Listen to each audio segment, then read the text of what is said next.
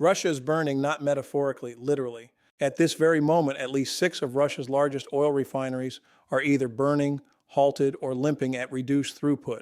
Syzran is offline.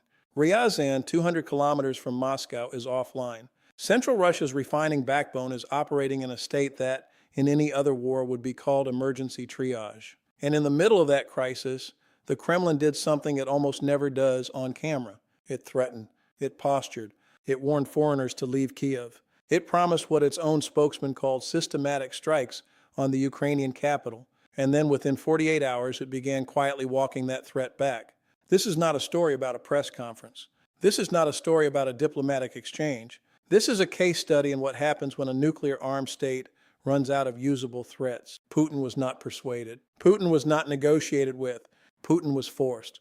Forced by the cold arithmetic of his own depleted air defense stockpile, his own collapsing refinery throughput, and his own inability to make the next escalation match the one he just promised. The Kremlin issued a threat the Kremlin could not afford to execute. And the entire world watched the bluff dissolve in real time. Let me be precise about what just happened, because the mainstream framing is already getting it wrong. On the 25th of May, Russia's foreign ministry escalated its rhetoric to a level not heard in months. Officials told foreigners,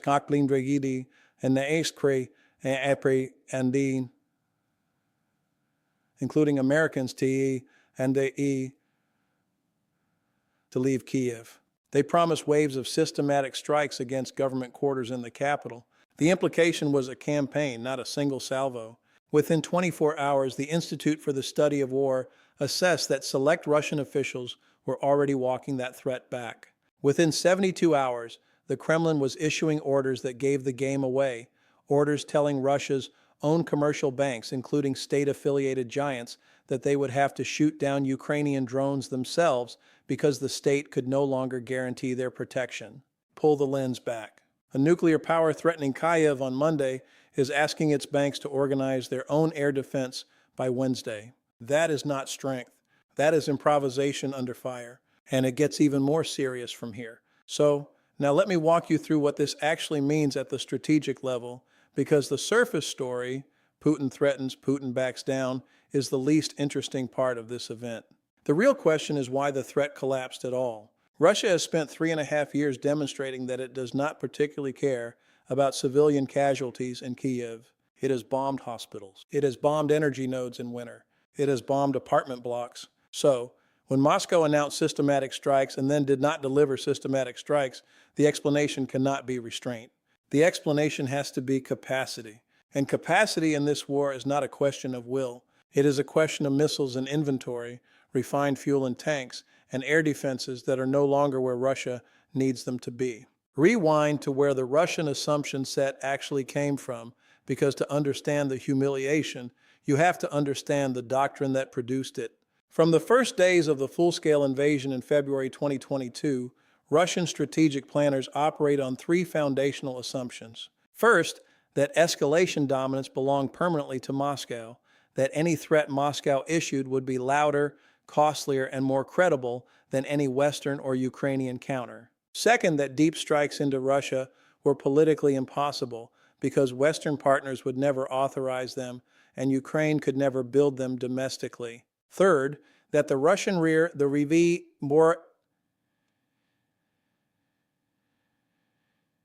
refineries, the air bases, the depots, the railheads, was a sanctuary by virtue of distance alone. 800 kilometers from the front line meant safe. 1,200 kilometers meant invisible. The Volga Basin was untouchable. The Ural foothills were a fortress made of geography. Every one of those assumptions has now failed, not partially, categorically. And the events of the last 72 hours are not the proof of a new failure. They are the consequence of failures that have been compounding for 18 months and have now reached the point of strategic visibility. This is the moment the bluff stops working, because the underlying material reality no longer supports the rhetoric. Let me walk you through the milestone chain because the chronology matters. In late 2024, Ukrainian long-range drones first began consistently reaching refineries beyond 700 kilometers. The Russian response was to redistribute Pantsir and Tor short-range systems away from the front and toward the rear. That decision had a doctrinal cost. It thinned air defense over forward command nodes precisely as Ukrainian medium-range drone strikes began to scale. Through 2025, the strike envelope kept expanding. By summer, Ukrainian drones were reaching the Volga. By autumn, the Urals were inside the threat radius, and by the early months of 2026, the operational pattern had shifted from raids to campaigns, sustained, repeatable, weekly degradation of Russian refining infrastructure rather than one-off symbolic hits. Then May arrived, and May historically will be recorded as the month the Russian rear stopped being a rear. On May 15th, the Ryazan refinery, one Czechville Rida or Afri, one of the largest in Russia, responsible for roughly 17 million tons of annual petroleum throughput, located barely 200 kilometers from Moscow, was struck, set on fire, and suspended operations entirely. On May 21st, the Syzran refinery on the Volga, more than 800 kilometers from the Ukrainian border, was hit. Its primary processing unit was damaged. By May 25th, Reuters was reporting the facility had halted operations and that repairs would require more than a month. By the close of the month, independent monitoring confirmed that at least 6 major Russian refineries had been knocked offline or forced to cut output in May alone. Reuters quoted industry sources describing oil refining at a standstill in central Russia. Zelensky said publicly that the strikes were going to plan. This matters enormously, because the strikes were not random, they were not punitive, they were sequenced. The Ukrainian targeting cycle is now hitting primary crude distillation units, then cracking units, then product loading infrastructure in a pattern that maximizes downtime per strike. This is not vengeance. This is doctrine. This is the systematic dismantling of an enemy's strategic logistics base, and it is being executed by a country that, in 2022, the Russian General Staff did not believe could touch anything east of Voronezh. Now pull the lens back further, because the refinery campaign is only one front of the deep strike system. While the energy targets burn, Ukrainian medium-range drones have been steadily increasing in tempo against Russian forces in occupied territory. Zelensky said on the 5th of May that Ukrainian troops are rapidly expanding medium-range drone strikes against Russian formations behind the line of contact. That is the frontline companion to the strategic deep strike. Russia is being hit at 3 depths simultaneously: tactic and consisting and that or be and between tactical, operational, and strategic. The Russian air defense network was designed for a single depth threat. It is now degrading under a 3-depth one, and every panzer pulled from the front to defend a Volga refinery is a panzer that is no longer covering a brigade headquarters. This is the hidden variable that mainstream news coverage almost completely misses. When journalists report that Russia threatened to strike Kyiv and then did not strike Kyiv at the promised scale, they treat it as a diplomatic story.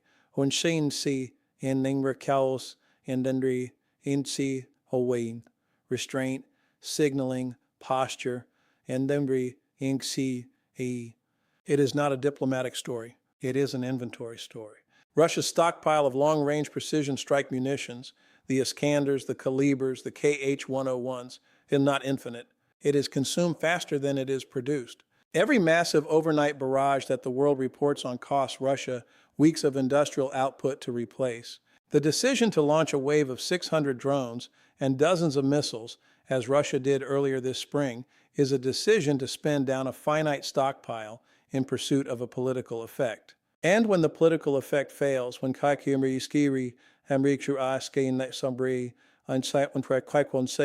when Kiev does not break, when Western pressure does not retreat, when Ukraine's own deep strikes intensify, the stockpile is still gone.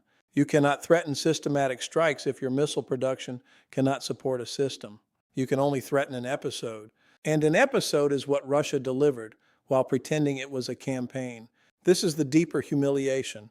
The Kremlin promised something it could not afford, gambled that the world would not notice the gap between its rhetoric and its capability, and then watched the Institute for the Study of War, which the Russian Foreign Ministry reads carefully, but what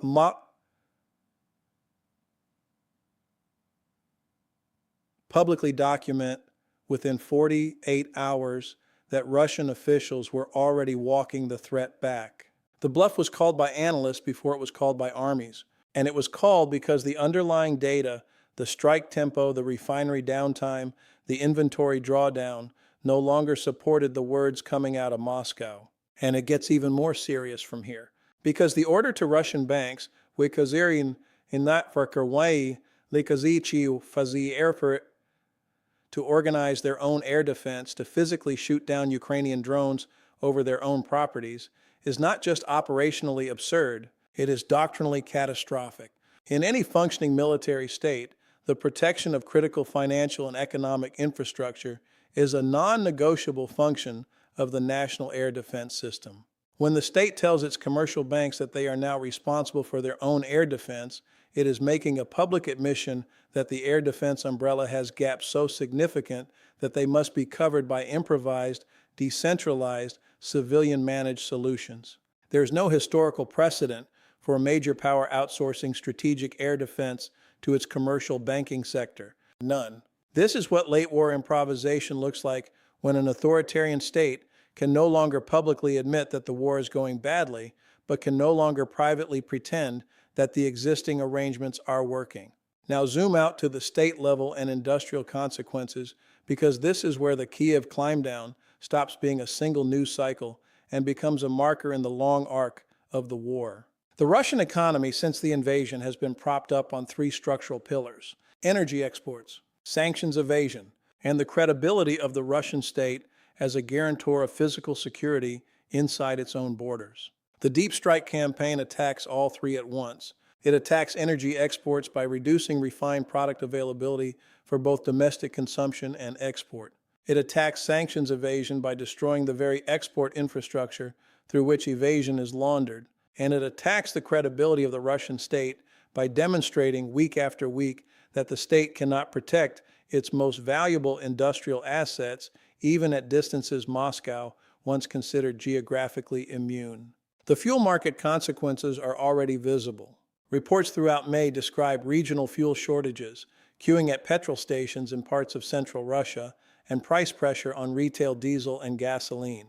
Russia, the country that for 2 decades sold itself to the world as an energy superpower, is rationing fuel inside its own territory while threatening to bomb the capital of a country whose drones just shut down its refineries. The contradiction is not subtle, and it cannot be hidden by rhetoric forever, because the petrol pump tells the truth that state television will not.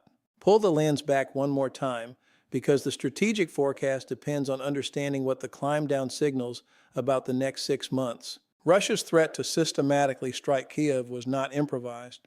It was almost certainly internally wargamed. Senior Russian officials would have asked before the threat was issued, what happens if Ukraine retaliates? What happens if the next wave of drones takes out a 7th refinery? What happens if Ukrainian targeting moves from refining to pumping, from pumping to compressor stations, from compressor stations to the export terminals on the Black Sea and the Baltic? And the answer to those questions evidently was uncomfortable enough that Russia chose to retreat rather than escalate. That is the most important strategic intelligence to come out of this entire episode. It is the first time in this war that we have clear evidence that Russian planners now believe Ukrainian retaliatory capacity exceeds Russian retaliatory capacity in the deep strike domain. That is a doctrinal inversion of historic significance. For the first 3 years of this war, Russia held escalation dominance. It does not hold it anymore. Now let me give you the climactic operation, because the climb down did not happen in a vacuum. It happened against the backdrop of what may turn out to be the most consequential single week of the Ukrainian long-range strike campaign to date. The hit on Syzran on May 21st was not just another refinery strike. Syzran sits on the Volga River more than 800 kilometers from the closest point of the Ukrainian border. Reaching it requires sustained, low-altitude penetration of multiple air defense engagement zones, including some of the most heavily defended airspace in central Russia. The Ukrainian Special Operations Forces,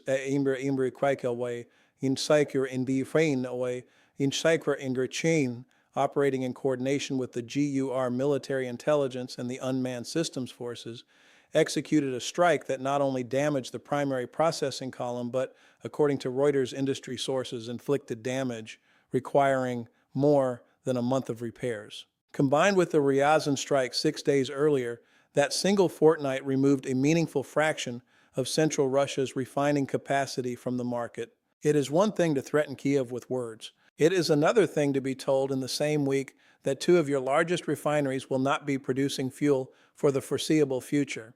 That is the strategic context in which Putin's halt happened, not a peace gesture, not restraint, not benevolence. A retreat under fire, executed quietly, walked back through proxies and ministry spokesmen, and accompanied by the embarrassing administrative order that turned commercial banks into amateur air defense units. This is what defeat looks like when the defeated party still controls the microphone.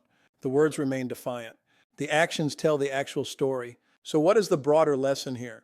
The broader lesson is the one this channel has been documenting for months. Russia's war effort is no longer constrained by Ukrainian battlefield resistance alone. It is constrained by the cumulative compounding cost of every assumption Russian planners made in 2022 that has turned out to be wrong. The assumption that the Ukrainian state would collapse, wrong. The assumption that Western military support would be too slow and too fragmented to matter, wrong. The assumption that Russian deep rear infrastructure would remain a sanctuary, catastrophically wrong. The assumption that escalation dominance was a permanent Russian asset, now demonstrably wrong in front of every intelligence service on Earth in the space of a single week in May 2026. History will record this week not as the week Putin threatened Kiev. History will record it as the week Putin discovered in public that the threat no longer worked. The Kremlin's most reliable instrument of coercion for the past 3 years, the bolstering and the implicit promise that Russia could always escalate one rung higher than its opponent, has been quietly retired by reality, not by negotiation, not by sanctions, by Ukrainian drones flying 800 kilometers to hit refineries on the Volga, and by Russian air defense being unable to stop them. This is the moment we are in. A nuclear-armed authoritarian state issued a threat, watched its own capacity to execute that threat be publicly questioned by Western analysts within 48 hours, walked the threat back through deniable proxies, and then ordered its commercial banks to organize their own air defense. Those three facts in sequence are the entire story of the strategic balance in this war as of the end of May 2026. The question is no longer whether Russia can win. The question is how much longer Russia can credibly threaten. And on the evidence of this week, the answer to that question is rapidly shrinking. Let me leave you with the forecast because the implications go well beyond Kiev. If Russian planners now believe that systematic strikes on the Ukrainian capital would invite Ukrainian retaliation against Russian strategic infrastructure that Russia cannot defend, then the same calculus applies with increasing force to every other potential Russian escalation. To strikes on Ukrainian decision-making centers, to attacks on Western supply corridors, to horizontal escalation against NATO infrastructure. Each of those options, once theoretically available to Moscow, is now constrained by the same uncomfortable equation. Russia can issue the threat.